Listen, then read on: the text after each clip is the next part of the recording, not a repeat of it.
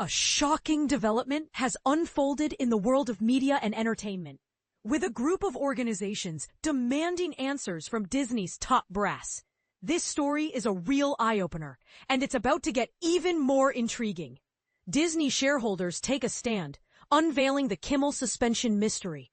A coalition of self-proclaimed pro-democracy advocates, including the American Federation of Teachers and Reporters Without Borders, has penned a letter to Disney's CEO, Bob Iger.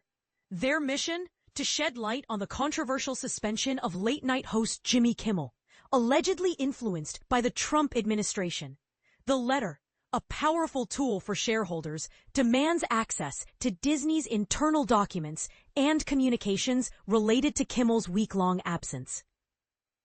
The groups argue that this suspension may have breached Disney's fiduciary duties to its shareholders, raising concerns about political interference and corporate responsibility.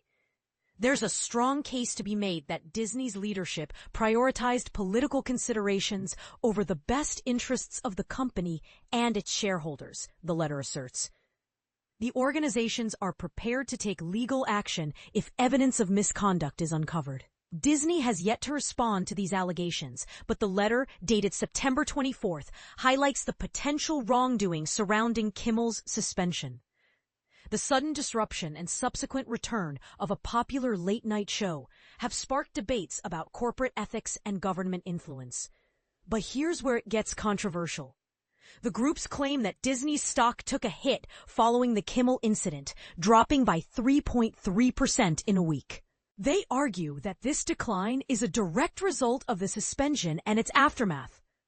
ABC's initial announcement of an indefinite suspension, triggered by Kimmel's comments about the MAGA gang, led to a blackout on numerous ABC affiliates, including those operated by Sinclair and Nexstar. And this is the part most people miss. The letter cites FCC Chairman Brendan Carr's threat to pursue news distortion complaints against ABC unless Kimmel was fired. This threat, coupled with Nexstar's pending $6.2 billion acquisition of Tegna, which requires FCC approval, adds a layer of complexity to the situation. In a bold move, the groups highlight Trump's social media post where he railed against ADC and Kimmel, writing, "I think we're going to test ABC on this. Let's see how we do. Last time I went after them, they gave me $16 million. This reference to Disney's settlement with Trump over a defamation lawsuit adds fuel to the fire. The groups are seeking documents related to the financial, contractual, and reputational impact of Nexstar and Sinclair's threats to preempt Jimmy Kimmel Live. Clayton Weimers, executive director of Reporters Without Borders USA, emphasizes the ongoing nature of this affair, stating the FCC's threats and affiliates' refusal to air Kimmel's show highlight the need for transparency. We must understand how government actions impact media to prevent further assaults on the First Amendment.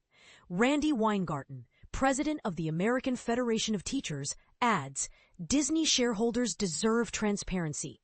We want to know how the company responded to Carr's threat and whether the board acted in the best interests of its shareholders.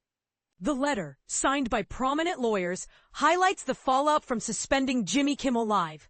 It mentions criticism of the move as an attack on free speech, boycotts, union support for Kimmel, and concerns about brand damage and media censorship. And the story doesn't end there. Trump's recent threat on Truth Social stating, "I think we're going to test ABC out on this. Let's see how we do," has only intensified the group's concerns. This story raises important questions. Should corporations prioritize shareholder interests over political considerations? How far can government influence extend into media decisions? And what does this mean for the future of free speech and corporate responsibility? Join the discussion and share your thoughts in the comments. Is this a case of corporate responsibility gone awry, or a necessary response to political pressure? Your voice matters in this ongoing debate.